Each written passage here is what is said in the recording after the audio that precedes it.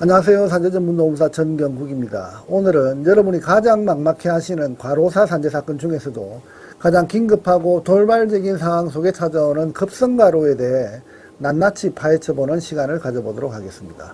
보통 과로사라고 하면 몇 달 동안 밤낮 없이 야근을 이어가는 만성과로만 떠올리시는 분들이 많습니다. 하지만 단 하루, 아니 단 몇 시간 만에 겪은 극도로 충격적인 사건이나 극심한 스트레스만으로도 뇌출혈이나 심근경색이 발생할 수 있고 이를 산재로 인정받을 수 있는 경우가 있다는 것도 잘 아셔야 할 것입니다. 오늘 영상을 끝까지 한번 들어보시면 갑작스럽게 발생한 뇌심혈관계 질환의 원인으로 지목될 수 있는 급성과로의 정확한 판단 기준은 무엇인지, 그리고 어떤 사례들이 급성과로 요건으로 인정받는지, 그리고 조사 과정에서 절대 놓치면 안 되는 핵심 체크포인트가 어떤 내용들이 있는지 완벽하게 알아갈 수 있으니 끝까지 한번 들어보시면 많은 도움이 되실 것으로 생각됩니다. 근로복지공단의 뇌심혈관계 질병 또는 심장질환 업무상 질병조사 및 판정 지침을 보면 급성과로는 단순히 일주일이나 한 달 동안 일을 많이 했다라고 하는 시간의 개념이 아닙니다. 공단 지침에 따르면 급성과로의 정확한 그 정의는 발생 전 24시간 이내에 업무와 관련된 돌발적이고 예측 곤란한 사건의 발생과 급격한 업무 환경의 변화로 뇌혈관 또는 심장혈관의 병변 등이 그 자연 경과를 넘어서 급격하고 뚜렷하게 악화된 경우를 말합니다. 쉽게 말해서 평소 멀쩡하던 그 혈관이 찢어지거나 막힐 정도로 쓰러지기 직전 24시간 동안 교감신경을 극도로 흥분시키고 혈압을 치솟게 만드는 명백한 돌발 사태나 환경변화가 있었느냐가 급성과로를 인정할 것인가 인정하지 않을 것인가의 판단 기준입니다. 그렇다면 구체적으로 어떤 돌발 상황들이 급성과로에 해당하는지 정확히 그 내용을 알아볼 필요가 있습니다. 현재 근로복지공단 업무 지침에서는 실무적으로는 판단하기 쉽도록 구체적인 예시들을 몇 가지 명시하고 있습니다. 첫째가 중대사고의 직접 경험 및 목격입니다.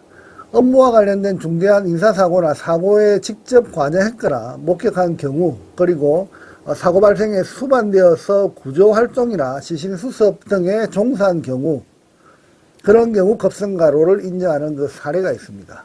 그리고 두 번째, 극도의 공포와 긴장을 유발한 상황입니다. 업무 수행 중 대형 교통사고를 당했거나 하마터면 큰 사고가 일어날 뻔한 아찔한 상황을 겪으면서 심리적으로 극도의 긴장, 그리고 흥분, 공포, 놀람을 겪은 경우에도 급성과로를 인정할 수 있는 사례로 그렇게 판단하기도 합니다. 그리고 세 번째, 대인관계에서의 극심한 갈등입니다. 업무와 관련하여 상사나 동료, 그리고 혹은 진상고객과 과도한 말다툼이나 폭행을 당해서 육체적, 정신적 부담을 겪은 경우도 급성과로 요건에 해당되는 것으로 그렇게 판단하기도 합니다.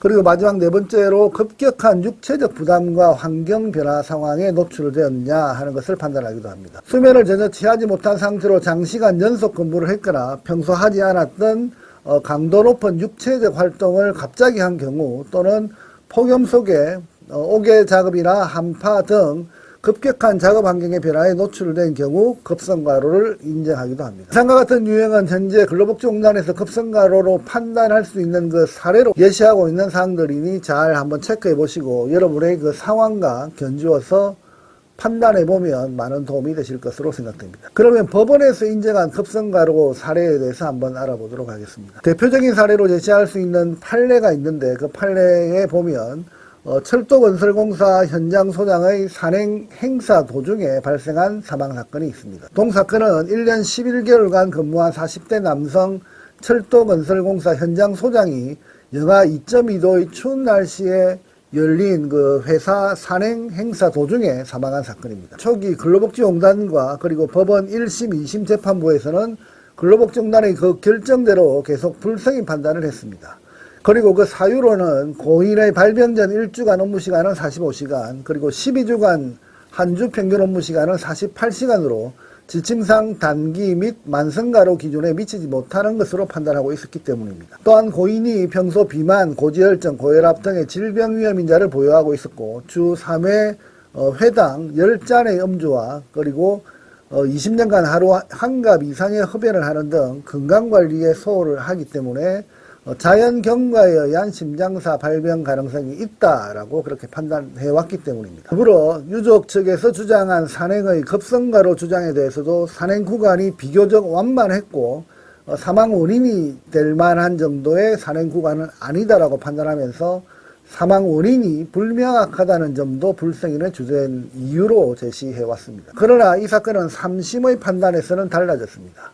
3심 재판부의 급성가로 산재 인정 근거를 한번 분석해보면 3심은 고인에게 기존 질병이 있었다 하더라도 평소 별다른 이상 없이 정상적인 근무가 가능했던 상태였다는 점에 주목했습니다.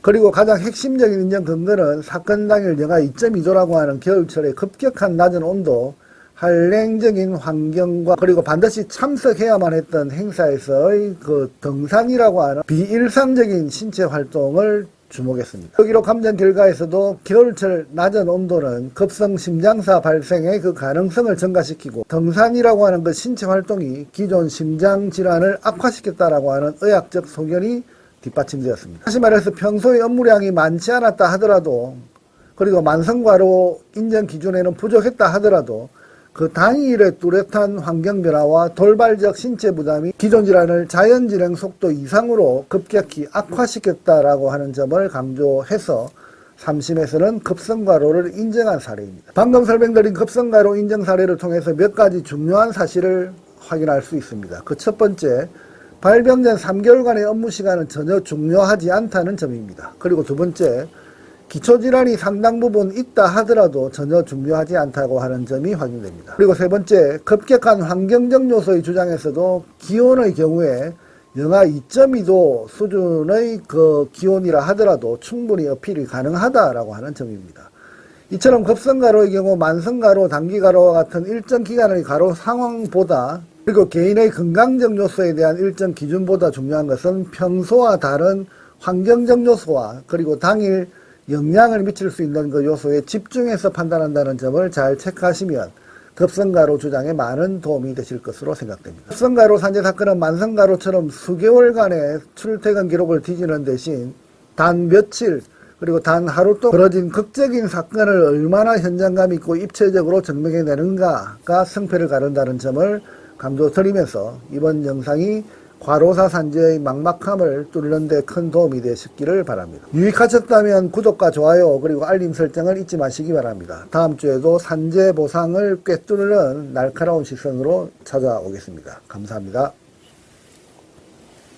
여의도 노무법인은 대표 노무사가 직접 조사하고 분석하고 최종 결론까지 책임 있게 진행합니다.